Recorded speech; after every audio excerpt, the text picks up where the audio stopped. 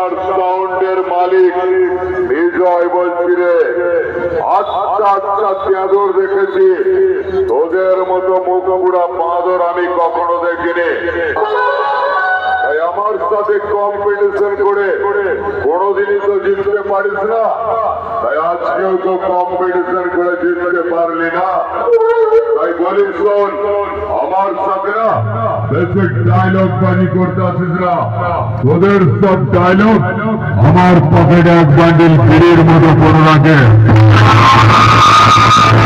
আমার সাথে কম্পিটিশন করে হেরে যাওয়ার পরেও সত্যকে স্বীকার করতে ভয় পাচ্ছিস। আমার গুরুকে তোরা চিনিস তো? ছোট্ট মন্ডল, আমার সাথে কম্পিটিশন করে হেরে গেছিস, তোদের মাইকটা নিয়ে পাড়ায় পাড়ায় বিক্রি করতে যা, 20 টাকায় লেডিস চপ্পল।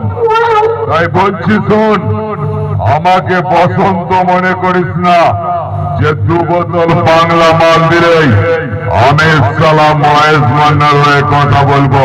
তোরা কি সালা যতীনের বংশধর নাকি রে? এটাও খাওয়া অভ্যাসটা তো ভালোই করেছিস। খেয়ে যা, খেয়ে যা, যতদিন পারবি খেয়ে যা। ভেঙে ওই গেল